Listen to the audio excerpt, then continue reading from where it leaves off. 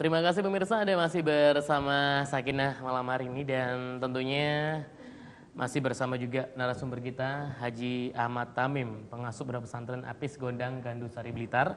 Beliau juga adalah pengasuh dan juga pembina GB Ansor Kabupaten Blitar. Dan ini Gus, ada SMS juga yang lagi masuk dari Nia Surabaya. Mau bertanya apakah faedah dari Yasin Fadilah dan arti dari letansa? Atas jawabannya terima kasih. Dan selanjutnya ini Pak Roni yang ada di Gudo Jombang ini Gus. Assalamualaikum Gus Tamim. Waalaikumsalam warahmatullahi wabarakatuh. Saya berusaha berzikir sambil apa saja, sambil bekerja, beraktivitas, tetapi konsentrasi kadang tidak ke Tuhan. Karena sambil beraktivitas seperti itu tadi, hanya sampai di bibir saja. Apakah zikir saya bisa sampai seperti itu? Mohon jawabannya, terima kasih. Ya, terima kasih. Terkait dengan zikir, jadi zikir itu tempatnya ada di hati, dan hati adalah tempatnya iman. Zikir itu tempatnya di hati, dan hati adalah tempatnya iman. Jadi sama dengan begini, ketika kita membaca niat, niat itu tempatnya juga di hati. Niat tempatnya di hati. Ketika orang berniat, ya di mana mahalun niyahnya? Tempat niatnya adalah di hati. Loh, itu kalau ada orang sholat, usolli fardal maghribi salasa rakaatin, Allahu Akbar, kok di bibir? Ya, itulah sebagai pengantar bahwa aku berniat sholat maghrib 3 rakaat menghadap kiblat, bermakmum fardu karena Allah. Itu niatnya di hati. Niatnya ada di hati. Perkara kemudian kita ucapkan melalui lafadz kalimat, itu adalah untuk bagaimana menghantarkan detak dan gerak hati kita. Sama juga, karena zikir tempatnya di hati, maka berarti zikir akan sah, zikir akan tertancap, zikir akan menjadi zikro buat kita manakala sampai kepada hati.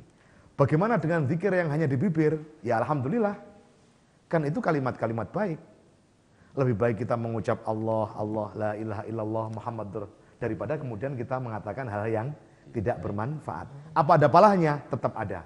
Karena itu adalah kalimat-kalimat yang sebaiknya menjadi rutinitas kita untuk memupuk keimanan dan ketakwaan kita. Selanjutnya, zikir yang di bibir sudah ya. Kemudian terkait dengan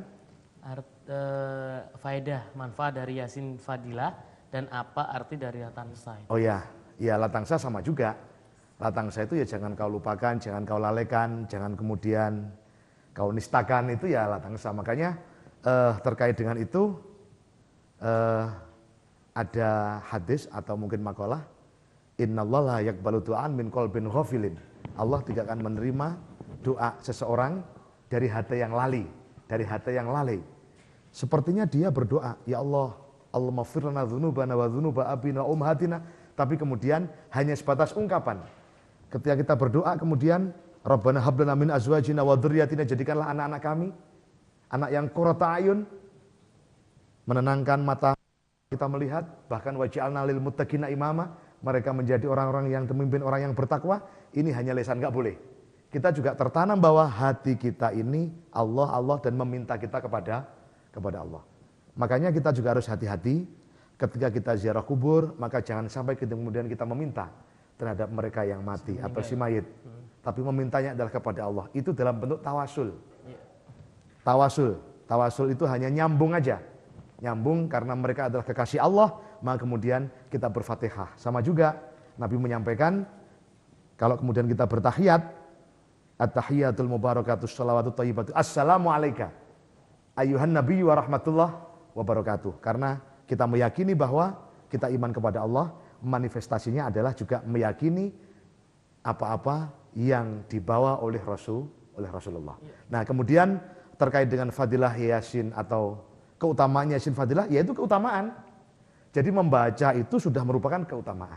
Ketika kemudian ditambah dengan Yasin Fadilah, maka berarti Yasin adalah bagian daripada ayat Al-Quran, bagian daripada surah yang diantaranya adalah 114 itu Di antaranya adalah Yasin wal Qur'anil Hakim innaka laminal mursalin. Kemudian kalau itu disebut dengan Yasin fadilah, ya tentunya adalah bahwa ada fadilah secara khusus pada saat kita membaca surat Yasin. Ya. Tapi sebaiknya yang paling utama adalah warattil Qur'ana tartila. Membaca Quran, hatamnya penting, tapi yang lebih penting adalah bagaimana kita baca Al-Quran dalam situasi yang tartil. Manakala bacaan panjangnya dibaca panjang, pendeknya dibaca pendek, syukur bagi akan menjadi zikir pula. Manakala kemudian maca Quran angan-angan sak maknani. Itu kira-kira Ya. yang bisa kita sampaikan. Yang luar biasa yang perlu digarisbawahi tadi yang menarik itu ketika kita ziarah kubur tadi ya Gus itu ya. Ya. Jadi janganlah sampai meminta kepada yang sudah meninggal, tapi wajib kita untuk mendoakan yang sudah meninggal seperti Mendoakan. itu ya. Ya, ini memang fenomena di masyarakat banyak. Meminta kita ud'uni astajib lakum, jadi perintah untuk berdoa hanya kepada Allah. Hanya kepada Allah. Seperti itu. Dan untuk fungsi hati itu sendiri Gus, Ya. apa makna dan yang dimaksud fungsi hati itu sendiri? Fungsi hati. Ya, jadi kenapa saya urai berkali-kali, yang pertama adalah zikir, kemudian pahala, kemudian fungsi hati, maka berarti jelas nyatanya bahwa fungsi hati adalah berzikir. Jadi fungsi hati ya zikir itu. Lah, makna daripada zikir itu tidak hanya menyebut asma Allah. Ingat, Nabi pernah sampaikan, at-tafakkur fi sa'ah khairum min ibadati sana. Ya.